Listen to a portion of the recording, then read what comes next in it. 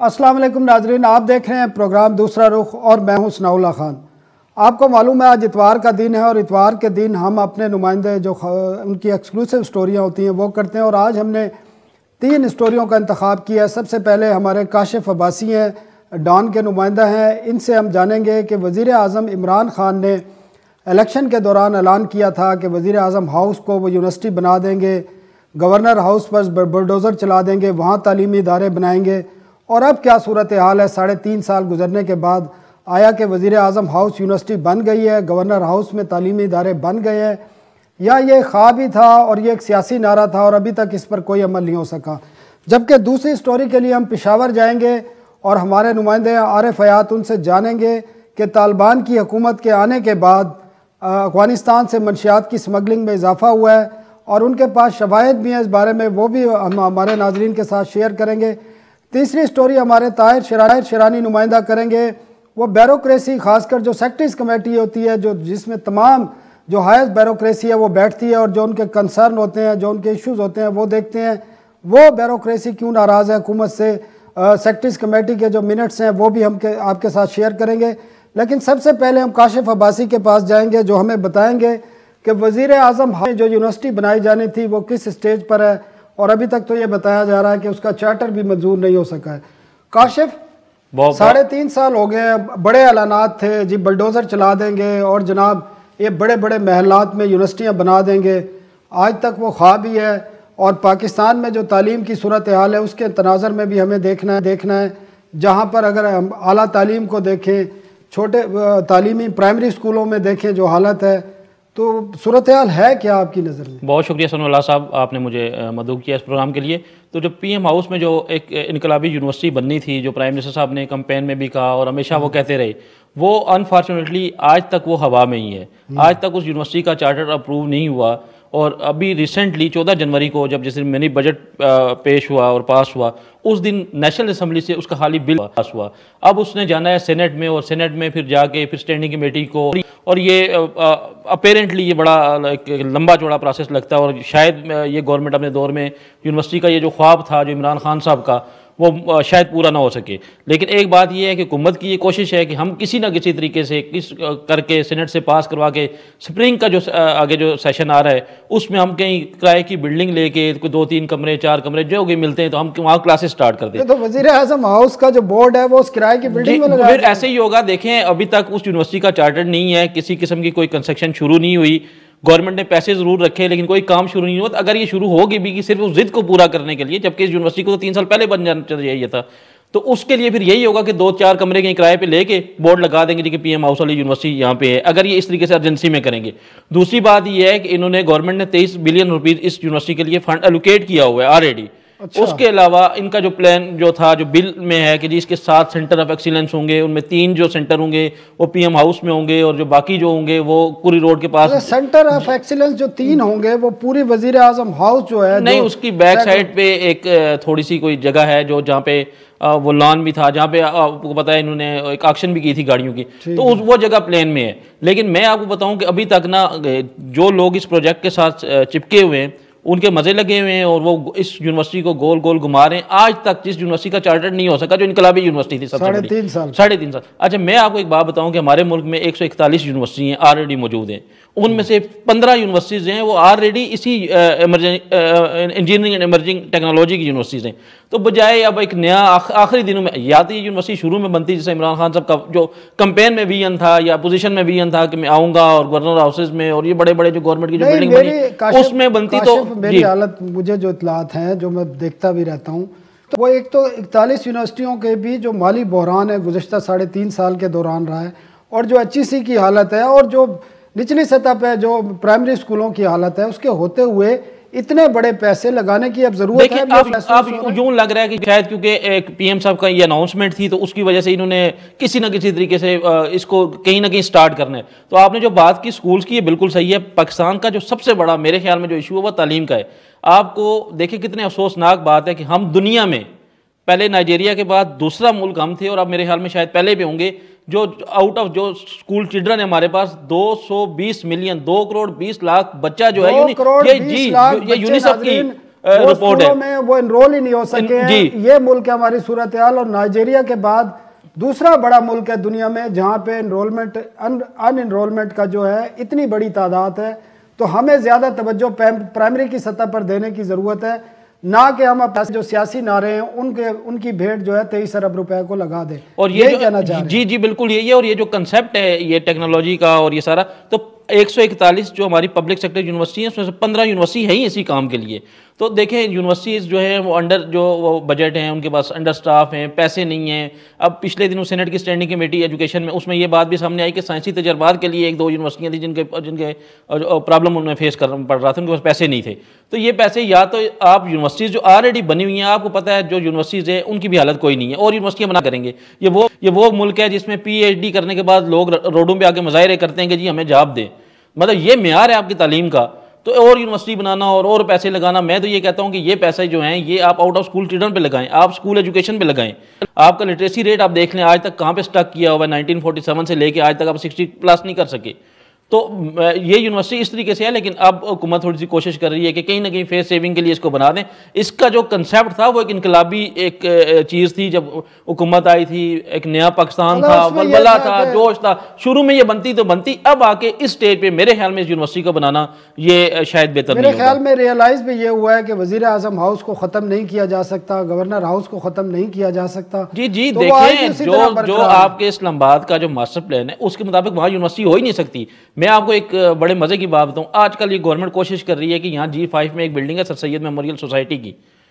اس میں کہ ہم کسی طرح یونیورسٹی کرنٹ پہ لے کے چلا دیں. انہوں نے وزٹ بھی کروایا ہے CDA سے, HEC کی ٹیم گئی ہے, اس نے رپورٹ لکھی ہے جی کہ یہ بڑی زبردست بلڈنگ ہے جی, یہاں شروع کر دیں. وزیر اعظم ہاؤس کی یونیورسٹی سر سید میموریل سوسائٹی میں جو F5 میں G5 میں. اچھا یہ وہ سر سید میموریل سوسائٹی کی بلڈنگ ہے جس میں ایک پرائیویٹ یونیورسٹی ہوتی تھی کیس کے نام سے, وہ یہاں آپریٹ کرتی تھی. تو گورنمنٹ نے اس کو بند کروایا کہ یہ نان کنفرمنگ یوز ہے بھائی, یہ G5 ہے, یہ ریڈ زون ہے, اس میں تو یونیورسٹی ہو ہی نہیں سکتی. اس کے لیے بند کروا دیا اور اس کو یہاں سے موو آؤٹ کروایا, یہاں سے اس G5 سے صحیح کروایا. ماسٹر پلان کے مطابق بھی آپ G5 سیکٹر میں نہیں بنا سکتے. تو اب جب PM ہاؤس میں یونیورسٹی بنے گی اس سائٹ پہ, وہ کر دیا انہوں نے, آلریڈی کر دیا. ان کے لیے کیا ہو تو کیبنٹ سے کروا لیا انہوں نے, لیکن وہاں پہ یونیورسٹی کا ہونا ایک بہت بڑا کوشچن مارک ہے کہ یہ آپ کے جو شہر کا جو ایک ماسٹر پلاننگ کے جو اسپرٹ تھا اس کے بھی یہ خلاف ہے. تو اب جا کے انہوں نے کہا جی کہ ہم 3 سینٹر وہاں بنائیں گے, جو پروپوز سینٹر ہے جو پتہ نہیں بننے ہیں یا نہیں بننے, تو 4 سینٹر آف ایکسیلنس ہم کوری میں کہیں بنائیں گے. تو اس کے لیے دیکھیں یہ اربوں روپے کی زمین چاہیے ہوگی, یہ کوئی خالی 23 بلین سے یونیورسٹی نہیں بنے گی. اس کے لیے بلین آف روپیز کی آپ کو لینڈ چاہیے, انفراسٹرکچر چاہیے. اچھا اس کو بننے کے لیے بھی 72 منتھس ریکوائرڈ ہیں. 72 منتھس کا مطلب یہ ہے کہ اگلے 6 سال. تو اس گورنمنٹ کو چاہیے کہ یہ پیسہ پھر اب اتنے تھوڑے ٹائم میں تو یہ سارا کچھ ہو نہیں سکتا. کاشف صاحب ہمارے پاس ٹائم ختم ہو گیا ہے. آپ کے بات سے یہ ظاہر ہوتا ہے کہ آئندہ 1.5 سال کے وزیر اعظم ہاؤس میں تو یونیورسٹی ممکن ہے نہیں, 72 ماہ کا ابھی بھی چاہیے, اور ابھی بھی قانونی طور پر جو ان کے معاملات ہیں وہ پورے کرنے ضروری ہیں. وقفہ لیتے ہیں اور وقفے کے بعد ہم پشاور جائیں گے جہاں پر ہمارے نمائندے عارف حیات موجود ہوں گے, اور جو ہمیں بتائیں گے کہ طالبان کی حکومت آنے کے بعد منشیات کی جو سمگلنگ ہے اس میں اضافہ ہوا ہے اور کیوں ہوا ہے, اس کے کچھ آپ کو ثبوت بھی وہ دکھائیں گے, اور جو کسٹم حکام ہیں ان کے جو موقف ہے وہ بھی بتائیں گے ایک وقفے کے بعد.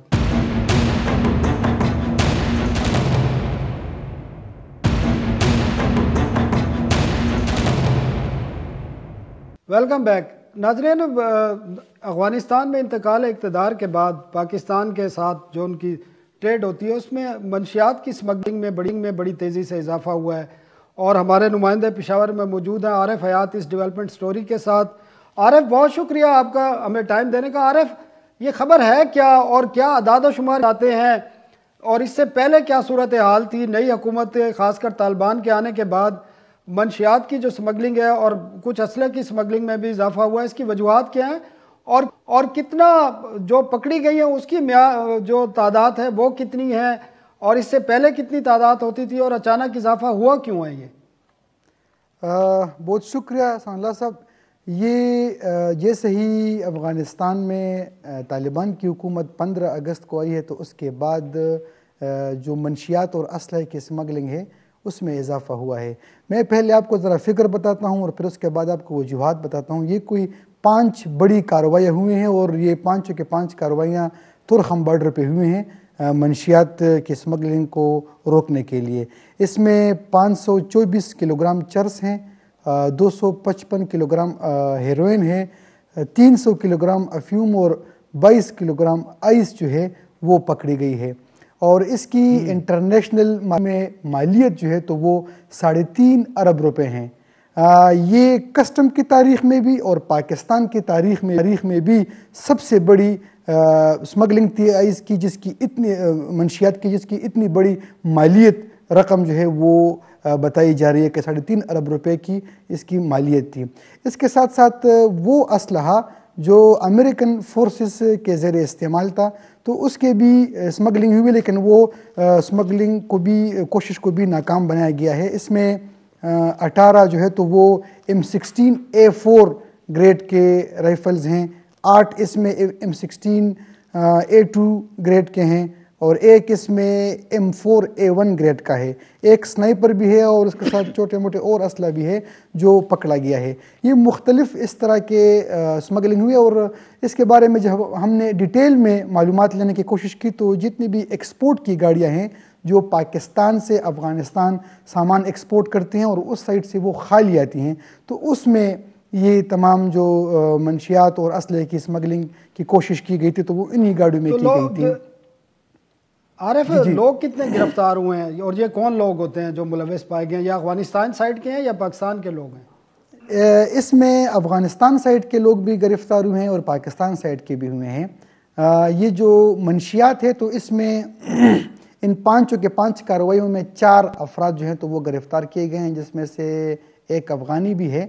لیکن زیادہ تر یہ وہ لوگ ہیں جو ان گاڑیوں کو لے کے آتے ہیں یا سہولت کار ہوتے ہیں۔ کسٹم حکام اس پر خود بھی یہ موقف دے رہی ہیں کہ جو اصل لوگ ہیں وہ ابھی تک نہیں پکڑے گئے ہیں، کیونکہ یہ خالی گاڑیاں ہوتی ہیں، ان کو صرف گاڑیاں حوالے کرتے ہیں کہ اس کو واپس پاکستان کی سائٹ پہ لے کے جائے۔ ان کو گرفتار بھی کیا ہے، ان سے تفتیش میں بھی یہی بات سامنے آئی ہوئی ہے کہ ہمیں صرف گاڑی کو واپس پہنچانے کا کہا گیا تھا، اب اس خالی گاڑی ہے، اب اس کے تہخانوں میں یا جو آئل ٹینکی اس میں ہے اس میں کتنی منشیات رکھی گئی ہیں یا رکھی گئی ہیں۔ اچھا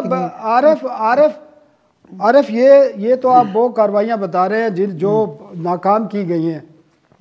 اب کامیاب کتنی ہوئی ہیں؟ کیونکہ صرف ایک بارڈر پوائنٹ نہیں ہے، تورخم ہی نہیں ہے، اس کے علاوہ بھی بہت سارے بارڈر پوائنٹ ہیں جہاں سے وہاں کی کوئی رپورٹ اس طرح کی ہے نہیں۔ لیکن افغانستان سائٹ پر ابھی جو نئی حکومت آئی ہے طالبان کی، اس کے آنے کے بعد یہ اس قسم کی خاص کر منشیات اور اسلحے کی اسمگلنگ روکنے کے حوالے سے کس قسم کے اقدامات ہیں؟ ہماری سائٹ پہ تو ہیں، کسٹمز ہیں، رینجرز ہیں، آرمی بھی ہے اور ایف سی بھی موجود ہے، لیکن افغانستان سائٹ پر کیا صورتحال ہے؟ کیونکہ وہاں سے جب نکل رہی ہے تو یقیناً وہاں پہ کوئی لو پول ہیں جو جس کی وجہ سے یہ چیز پاکستان میں آ رہی ہیں۔ سانا صاحب، یقیناً سب سے بڑی وجہ تو ہے وہ افغانستان کے سائٹ پہ ہیں، وہاں پر بہت زیادہ لوپ ہولز ہیں، کیونکہ جیسے ہی طالبان کی حکومت وہاں پر آئی ہوئی ہے تو وہ جو لوگ ہیں افغان طالبان، تو انہوں نے ایک خاص مخصوص قسم کی ٹریننگ لی ہوئی ہے اور وہ جنگ سمجھتے ہیں، پہاڑوں پر رہنا، ان چیزوں پر سمجھتے ہیں۔ جو اس طرح کے منشیات کی اسمگلنگ ہوتی ہے تو ان کے پاس اس طرح کے آلات نہیں ہیں، ڈیٹیکٹرز نہیں ہیں، انفارمر جو سورسز ہیں وہ ان کے پاس نہیں ہے۔ افغانستان سائٹ پہ جو کسٹم کے حکام ہیں جو اسی منشیات کو روک تھام کے لیے ابھی جو انہوں نے لوگوں رکھے گئے ہیں، ان سے ہماری بارہا اس پر باتیں بھی ہوئی ہیں اور ڈیٹیل میں ان سے معلومات لینے کی بھی کوشش کی گئی ہے، تو انہوں نے یہی بتایا ہوا ہے کہ اور جو رستے ہیں پاکستان کے سائٹ پہ اس کو تمام کو ہم نے محفوظ بنایا ہوا ہے، لیکن جب بھی منشیات کی یا اسلحے کی اسمگلنگ کی کوشش کی جاتی ہے تو وہ صرف ایک تورخم بارڈر پہ کی جاتی ہے۔ ان کا اس سائٹ پہ عملہ جو ہے منشیات روکنے کے لیے وہ اس طرح کا ٹرین نہیں ہے، نہ ان کو کوئی خاص تربیت دی گئی ہے اور نہ ان کے پاس انفارمر والا جو ذرائع ہوتے ہیں وہ ان کے پاس ہیں۔ تو اس لیے کیونکہ افغانستان میں بھی یہ کوئی نزدیکی جلال آباد یا کابل سے نہیں لے کے آتے ہیں، اور بہت سارے صوبے ہیں اور اس صوبوں کے بارڈرز یہی جو منشیات فروش ہیں یا جو اسلحے اسمگلر ہیں وہ یہی تمام صوبوں کو کراس کرتے ہوئے تورخم بارڈر تک پہنچتے ہیں، تو ان میں وہاں پر لوپ ہول زیادہ ہے، اور وہ خود بھی اس بات کو تسلیم کرتے ہیں کہ ہمارے سائٹ پہ تربیت اتنی خاص نہیں ہے، نہ ہمارے پاس کوئی تربیت یافتہ فورس ہے جو ان چیزوں کو روک سکے. تو زیادہ تر لوپ ہولز اس سائٹ پہ ہیں، اور جیسے ہی ان کی حکومت آئی، جتنے بھی منشیات فروش یا اسلحہ اسمگلنگ میں ملوث لوگ ہیں تو وہ ان کے لیے یہ آسانی ہے کہ وہ تمام بارڈر جو ہے ان کے ملک میں جو ہے وہ کراس کرتے ہوئے پاکستان کی سائٹ پہ آتے ہیں. لیکن یہاں پر بھی جو کسٹم حکام ہے سنلا صاحب، تو ان کے پاس بھی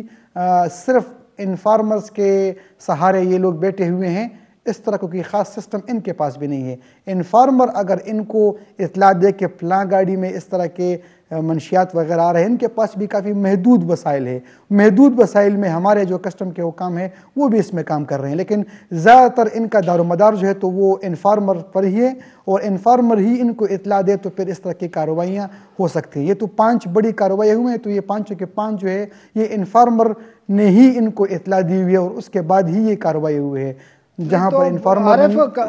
عارف کسٹم حکام کے پاس کوئی ڈیٹیکٹر اور یا اس قسم کے کوئی سنیفر قسم کے جو ڈاگز ہوتے ہیں وہ موجود نہیں ہیں، صرف انفارمر. تو اب افغانستان سے انفارمیشن کس طرح حاصل کی جاتی ہے؟ یہ بالکل آپ صحیح کہہ رہے ہیں کہ ٹیکنیکل جو سپورٹ ہے وہ ہمارے کسٹم حکام کے پاس بھی نہیں ہے. لیکن ساتھ میں یہ بھی بتائیں، یہ ایک آپ نے بڑی اہم وجہ بتا دی کہ افغانستان کی جو اب نئی حکومت ہے ان کے پاس کیپیسٹی کا ایشو ہے، ہیومن ریسورسز کا ایشو ہے، انٹیلیجنس کا ایشو ہے.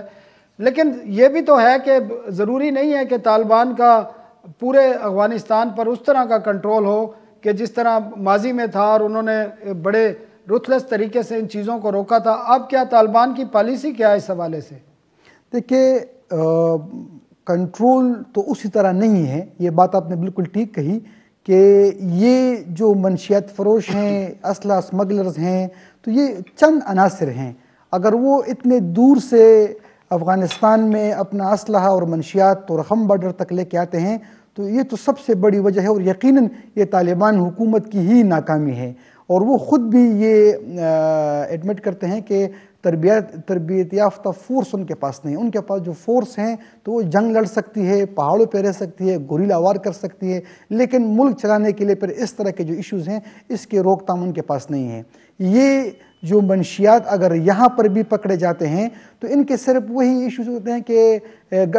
گاڑی کے ٹینکی میں رکھ دی، آدھا پیٹرول سے بھر دیا اور آدھا اس میں رکھ دیا، ٹائر میں رکھ دیا، وہی جگہ ہوتی ہیں. لیکن اب ہر گاڑی کو تو چیک نہیں کر سکتا. تو یہ مسئلے ان کے پاس بھی ہیں، اور ہمارے والے جو کسٹم حکام ہیں ان کے پاس بھی جو وسائل ہے وہ کافی محدود ہیں. ٹھیک ہے. عارف حیات بہت شکریہ. ہمارے پاس وقت ہے. ناظرین، آپ نے سنا طالبان کی حکومت کے بعد افغانستان سے جو منشیات کی سمگلنگ ہے پاکستان کے لیے اس میں اضافہ ہوا ہے، اور اس کی وجہ بھی عارف حیات بتا رہے تھے کہ طالبان حکومت کے پاس کیپیسٹی کا ایشو ہے، ہیومن ریسورسز کا ایشو ہے، ٹیکنالوجی کا ایشو ہے، جس کی وجہ سے پاکستان کے میں جو افغانستان سے منشیات کی سمگلنگ ہے وہ بڑھ رہی ہے. ایک وقفہ لیتے ہیں، اور وقفے کے بعد ہم بیوروکریسی کے جو مشکلات ہیں یا بیوروکریسی کے جو کنسرن ہیں سیکٹریز کمیٹی کے منٹس کے حوالے سے آپ کو ایک انٹرسٹنگ سٹوری دیں گے. ہمارے نمائندہ طاہر شرانی ہمارے ساتھ ہوں گے ایک وقفے کے بعد.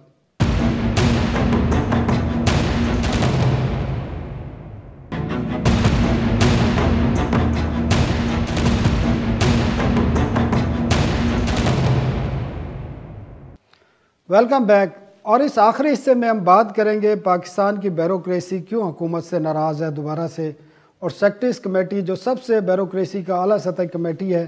اس میں کیا کیا باتیں ہوتی ہیں، اور تنخواہوں کے حوالے سے بھی اب جو 22 گریڈ کے بیوروکریٹس ہیں، سول بیوروکریٹس ہیں، وہ اپنی تنخواہوں میں اضافہ کیوں چاہتے ہیں، اور اس حوالے سے کیا پلاننگ کی جا رہی ہے، اور 1 سے 16 گریڈ کے ملازمین کے حوالے سے ان کا کیا موقف ہے، اس پر ہم بات کریں گے. ہمارے نمائندے طاہر شرانی ہمارے ساتھ موجود ہے. شرانی صاحب، کیا کہتی ہے بیوروکریسی؟ اب کیا خدشات ہیں؟ نیب کے حوالے سے ان کے خدشات تھے وہ ختم کرا دیے گئے. نیب کا جو امینڈمنٹ کی گئی ہیں اس میں وہ بیوروکریسی سے اس طرح نہیں پوچھ سکتے. تنخواہوں کے حوالے سے بھی ان کی کافی مانیٹائزیشن ہے، ان کے پاس اور بھی ایشوز ہیں. اور ایک رپورٹ بھی ایک NGO کی آئی تھی جس میں کہا تھا کہ پاکستان کی بیوروکریسی کی جو تنخواہیں اور مراحت ہیں دنیا میں سب سے زیادہ ہیں. اب یہ سیکٹریز کیا چاہتے ہیں، ان کے لیے کیا کنسرن ہیں؟ جو سیکٹریز کمیٹی ہیں ان کو سیکٹری کیبنٹ ڈویژن چیئر کرتے ہیں. تمام جو فیڈرل سیکٹریز ہیں وہ ان کے ممبران میں شامل ہیں، اور بیوروکریسی کا یہ سب سے بڑا فورم ہے. اور ریسنٹلی گورنمنٹ نے اس کا مینڈیٹ بھی بڑھایا ہے، اور اب क्वार्टरली जो सेक्टर्स कमेटी की रिपोर्ट है वो वफाकी काबीना में भी पेश हो रही है। रिसेंटली 2 मुख्तलिफ जो सेक्टर्स कमेटी के इजलास हुए हैं, एक इजलास में जो PSDP है करंट फिस्कल ईयर का 2021-22 का, जिसमें सेक्टर प्लानिंग कमीशन की जानिब से वहाँ पे ब्रीफिंग दी गई और ये बताया गया कि किस तरह हम इसको मौसर अंदाज में इस PSDP को वफाकी तरक्याती प्रोग्राम को आगे लेकर जा रहे हैं। तो उस जब ब्रीफिंग दी गई तो उसके बाद ब्रीफिंग को वहाँ पे मेंबरान ने अप्रिशिएट भी किया। तो उसी दौरान ब्यूरोक्रेसी ने जो हुकूमत की जानिब से आलमी तंजीमों और इलाकाई तंजीमों से जो मुख्तलिफ कंसल्टेंट्स तैनात किए जाते हैं तरक्याती मनसूबों और माली अमूर पर एडवाइस के लिए, तो उस पर तहफ़्फ़ुज़ात का इजहार किया गया और ब्यूरोक्रेसी ने ये शिकवा किया कि जो फेडरल सेक्टर्स हैं वो सीनियर मोस्ट ऑफिसर्स हैं और उनको एक वसी तजर्बा है, वहाँ पे ये मिनट्स का बाकायदा हिस्सा है, मतलब उनको नज़रअंदाज किया जाता है कि वहाँ पे जो सेक्टर्स हैं उनका कलेक्टिवली सारे सेक्टर्स का मिला के 1200 साल का तजर्बा है और जो इन सेक्टर्स को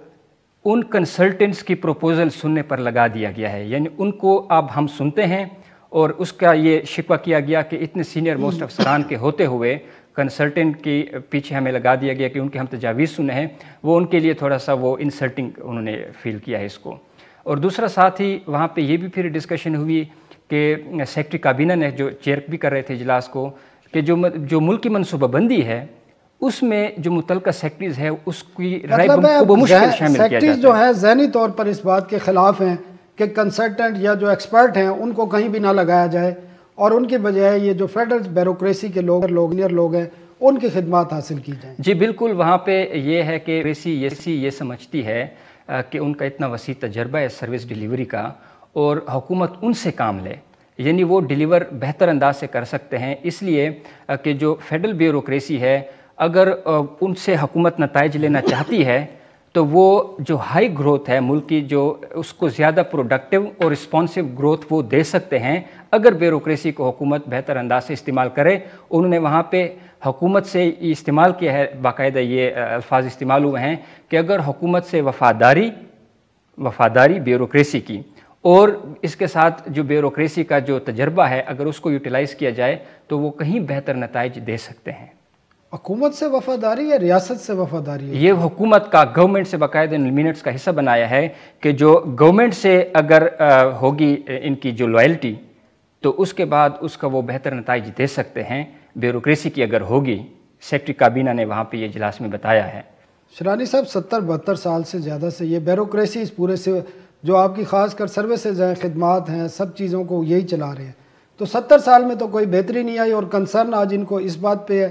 कि जो एक्सपर्ट है और जो माहिरीन है उनको ना लगाया जाए। जी बिल्कुल, उसके साथ इजलास में ये भी एक तो ये कहा कि जो ब्यूरोक्रेसी की कलेक्टिव विजडम है और इसकी जो ब्यूरोक्रेसी की फेडरल गवर्नमेंट के साथ अगर जो लॉयल्टी होगी उससे बेहतर नताइज साबित हो सकते हैं। इसके साथ वहाँ पे ये भी सेक्रेटरी काबीना ने सवाल उठाया, ख़ासकर सेक्रेटरी प्लानिंग से पूछा कि हुकूमत का माशी तरक्की का मॉडल क्या है, वो मॉडल क्या है वो हमें बताया जाए और इसके साथ जो मुख्तलिफ सेक्टर्स हैं वो हाई ग्रोथ के लिए इन्वेस्टमेंट कौन से सेक्टर्स को इन्वेस्टमेंट के लिए 3.5 साल बाद आज भी हमारी सिविल ब्यूरोक्रेसी PTI हुकूमत के 3.5 साल गुजरने के बाद वो उनको ये नहीं मालूम कि हुकूमत का मॉडल क्या है डेवलपमेंट के हवाले से, सोशल सेक्टर के हवाले से या दीगर सेक्टर के हवाले से। बिल्कुल, ये सवाल अभी तक ये लाइल में हमारी ब्यूरोक्रेसी, तो आप इससे अंदाज़ा कर लें कि किस तरह वो निज़ाम को चलाएंगे। हाँ बिल्कुल, इसके साथ अब ये यहाँ पे तो उन्होंने अपने सवालात उठा लिए हैं, माशी मॉडल पर भी सवालात उठाए गए, जो कंसल्टेंट्स की खिदमात ली जाती है उन पर भी सवालात उठाए गए। उसके बाद एक और इजलास होता है सेक्टर्स कमेटी का, तो सेक्टर्स कमेटी वहाँ पे एक जो उस इजलास में अपनी तनख्वाहों में इजाफे की बात करते हैं। ब्यूरोक्रेसी जो ग्रेड 21 और 22 के सेक्टर्स और एडिशनल सेक्टर्स इंचार्ज हैं वो ये समझते हैं कि जो उनकी तनख्वाह है वो मार्केट से कम है, ग्रेड 17 से 22, और ख़ासकर जो 21 और 22 के अफसरान है सबसे जो आला अफसरान मार्केट के वो जिक्र कर रहे थे, मार्केट प्राइवेट सेक्टर से, और जो ग्रेड 1 से 16 के जो मुलाजमीन हैं उनकी तनख्वाह मार्केट कम्पेटिटिव है, लेकिन वो कह रहे हैं हमारी तनख्वाह कम है, हमारी तनख्वाह बढ़ाई जाए। बाकी जो तनख्वाह है वो मार्केट कम्पेटिटिव है, उसके हवाले से वो बढ़ाए ना बढ़ाए हुकूमत वो उनकी मर्ज़ी है। तो इस हवाले से फिर सेक्टर्स कमेटी के इजलास में वहाँ पे सेक्रेटरी काबीना ने ये बताया तमाम मेंबरान को कि वफाकी वज़ीर ख़जाना शौकत तरीन ने ब्यूरोक्रेसी की यकीन दहानी कराई है कि अगले महीने फरवरी में जो पेंशन कमीशन की रिपोर्ट है وہ وفاقی کابینہ میں پیش کی جائے گی اور اس کے نتیجے میں پھر آگے جو کمیٹی کی سفارشات ہے اس کو بھی انکارپوریٹ کیا جائے گا۔ تو اس کے پس منظر میں ہمیں پھر ایک بات دیکھنی پڑے گی، پچھلے سال وفاقی بجٹ میں گریڈ 20 اور 22 کے جو افسران ہیں ان کی 25% ڈسپیرٹی ریڈکشن الاؤنس گورنمنٹ نے دیا ہے۔ اس سے پہلے گریڈ 1 سے 19 تک کا بھی 25% ڈسپیرٹی ریڈکشن الاؤنس دیا گیا ہے۔ اس کے بعد ایک اور اجلاس ہوا تھا، اس میں سیکرٹری خزانہ نے بریفنگ دی تھی کہ اس سال یعنی 21-22 میں جو وفاقی سرکاری ملازمین کی تنخواہوں کا بجٹ ہے وہ 160 ارب روپے رکھا گیا ہے، لیکن جو بل بنتا ہے ملازمین کی تنخواہوں کا وہ 124 ارب روپے بنتا ہے، یعنی 26 ارب روپے وہاں بھی کوشچن موجود ہے حکومت کے پاس۔ تو وہ یہ شرانی صاحب ایک بریک لیتے ہیں، ہمارے پاس ٹائم ہے ناظرین، ایک بریک لیتے ہیں بعد جو بیوروکریسی تنخواہوں میں اضافے کی ڈیمانڈ کر رہی ہے اور کس طریقے سے اس پر عمل درآمد کرنے حکومت جا رہی ہے، اس پر بات کریں گے ایک وقفے کے بعد۔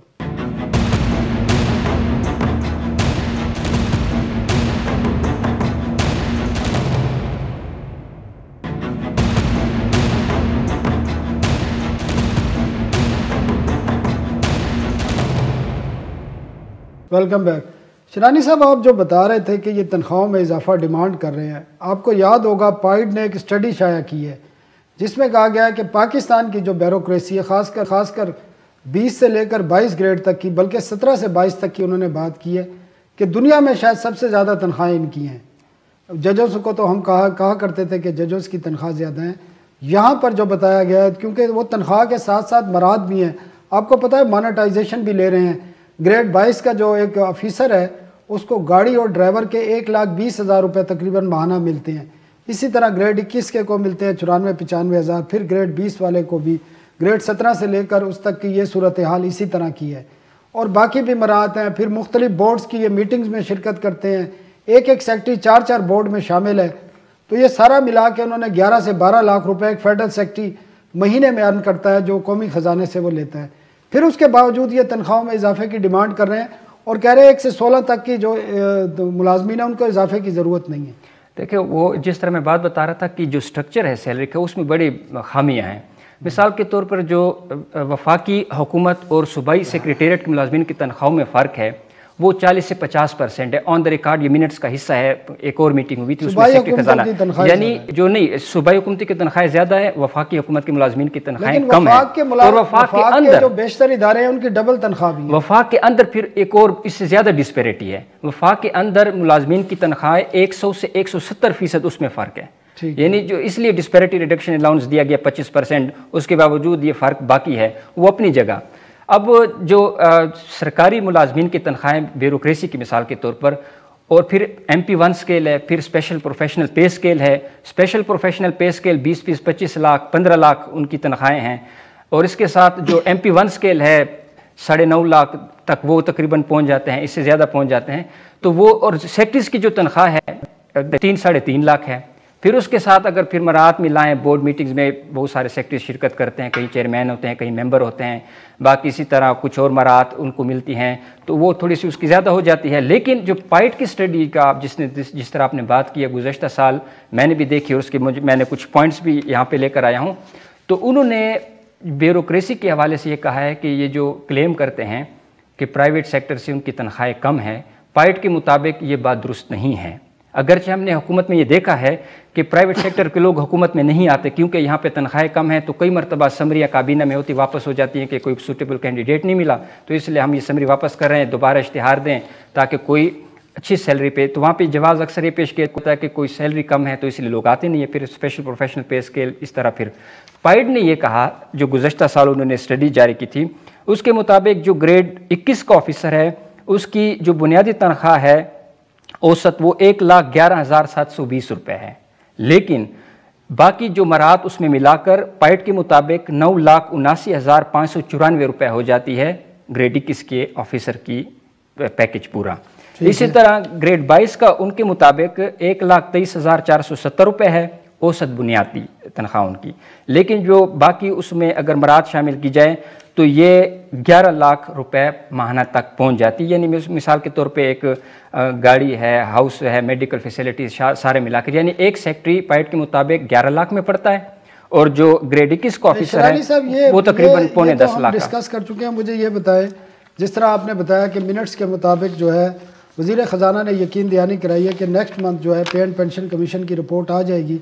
تو پے اینڈ پینشن کمیشن کی رپورٹ پر فروری میں عمل درآمد ہوگا یا 1 جولائی سے ہوگا؟ دیکھیں یہ جو اس میں تو پے اینڈ پینشن کمیشن کا جس طرح میں نے پہلے ذکر کیا کہ سیکٹری خزانہ کے مطابق جو اب نہیں رہے، اس سے پہلے سیکٹری کور پرانی میٹنگ کا میں حوالہ دے رہا ہوں جو کچھ عرصہ پہلے ہوئی تھی، اس میں انہوں نے یہ کہا تھا کہ ہمارے پاس 36 ارب روپے کا کوشن موجود ہے اس سال کے لیے جو 30 جون کو ختم ہو رہا ہے. اب یہ فیڈرل گورنمنٹ پہ ڈیپینڈ کرتی ہے اور پینشن کمیشن کی رپورٹ کے مطابق ڈیپینڈ کرے گی کہ آیا وہ فوری طور پر اس کا اضافہ کرتے ہیں، کچھ ڈسپیرٹی ریڈکشن اس میں مزید الاؤنس دیتے ہیں، یا 1 جولائی سے کرتے ہیں. یہ تو جب پینشن کمیشن کی رپورٹ فیڈرل کیبنٹ میں پیش ہوگی. کبھی ایسا ہوا ہے کہ پینشن کمیشن کی رپورٹ ایک تو کبھی بھی ٹائم پہ نہیں آئی،